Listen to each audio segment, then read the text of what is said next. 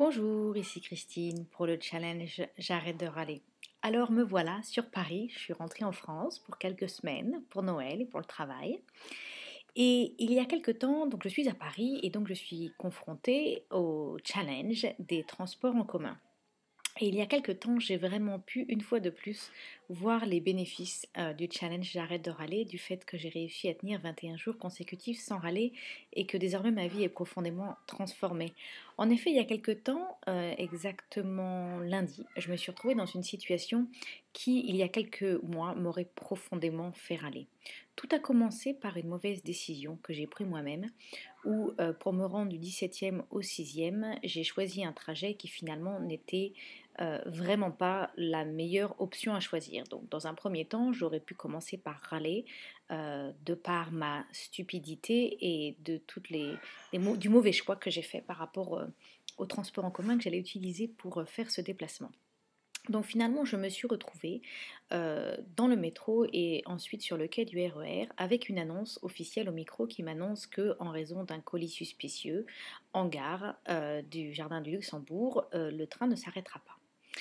Une fois de plus, je me suis retrouvée à une situation entourée de gens qui étaient en train de râler par rapport à la situation. Et moi, profondément, de manière vraiment, je tiens à vous le dire, naturelle, je n'ai pas eu envie de râler. Et c'est ça que je veux vous partager, parce que c'est important de savoir que quand on fait ce challenge, après, vraiment, on en récupère les fruits.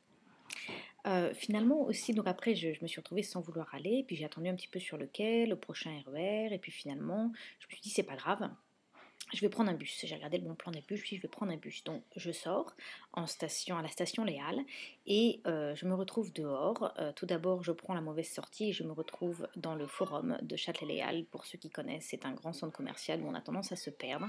Et donc je me suis perdue. Et une fois de plus, j'ai même pas eu envie de râler. J'étais étonnée moi-même, j'étais profondément surprise moi-même. Je me suis retrouvée dans la rue, confrontée au froid parisien dont je n'ai pas l'habitude, et j'ai commencé à marcher pour trouver la station de bus.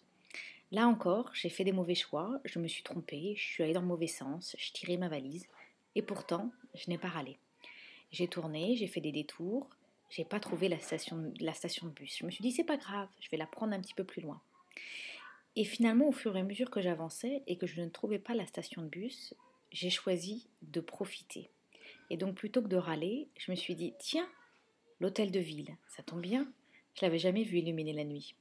Ensuite, j'ai continué à marcher, je me suis dit, ah, Notre-Dame, ah ben ça vraiment, célébrons Paris, c'est vraiment une belle ville, Paris. Et ensuite, Saint-Michel. À ce moment-là, j'espérais toujours trouver le bus. Et j'ai continué à avancer, sans jamais trouver le bus, à me trouver sur des voies sens uniques, à comprendre que je m'étais trompée, que j'avais fait une erreur, que le bus finalement, j'étais pas prête de le trouver. Et finalement, je suis rentrée à pied. J'ai mis 2 heures pour faire mon trajet.